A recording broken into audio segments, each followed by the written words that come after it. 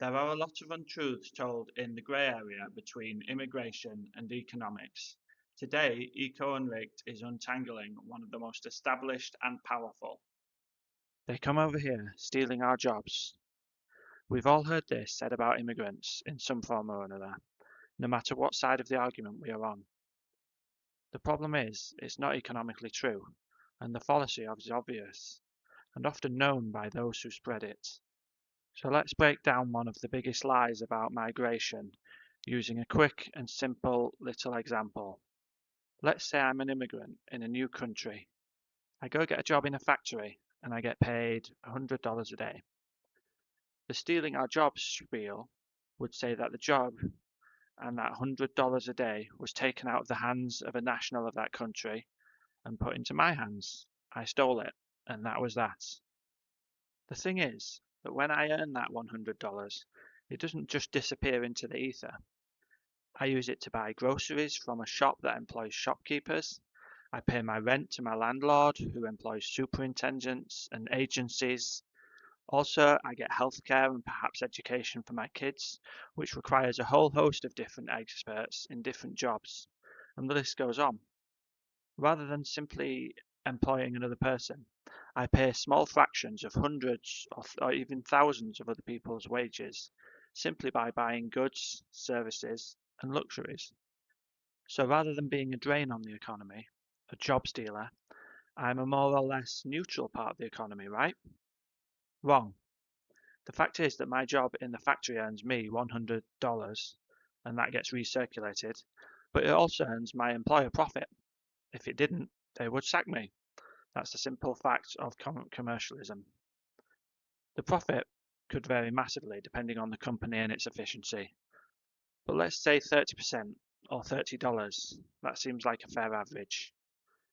My work in the factory, my labour, is worth $100 to me and $30 to the owner, to pick a midpoint.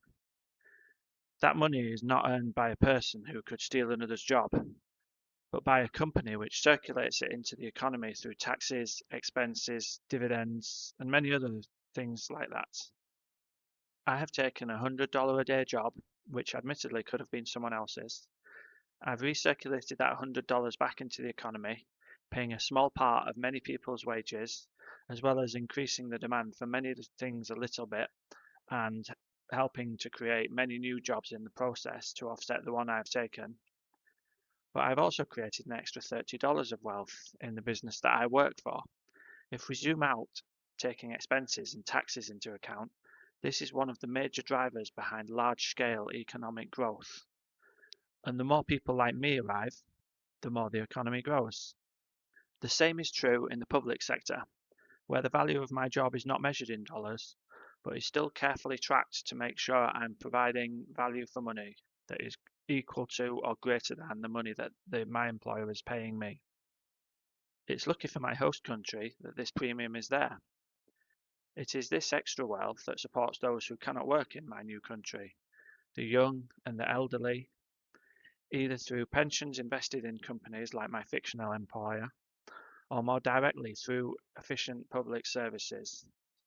Everyone helps to support these people through this premium, but in fact, a disproportionately large number of immigrants work in health and social care, so we should thank them for helping our economies to take care of our children and elderly.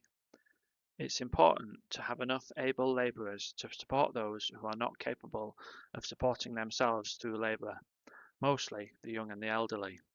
Japan is now seeing what happens when too few labourers have to support too many elderly people, while the slowing of China's growth is blamed on a rapid change in this ratio. Japan is rapidly changing its strict immigration policies to bring labourers in and heal these imbalances to get its economy growing again, while China is trying to reverse net emigration. What about the immigrants who send money back home? I hear some people ask.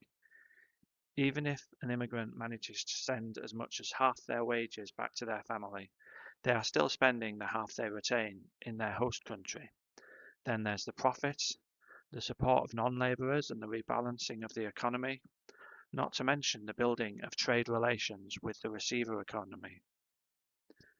So this economic look has shown us that immigrants do not steal jobs in a one-for-one sense. Economics is not that simple or that negative. Rather, immigrants bring their labour to their host country's economy and spend their wages in ways that create new jobs, generating demand and growth. They create profit that grows the host economy, and their work helps to rebalance that country's finances in a favourable way. Far from being known as job stealers, immigrants should be seen as labour donors. Host economies should be competing for their added value rather than warding them off. Like and follow Economics Unrigged to learn more about the other side of economics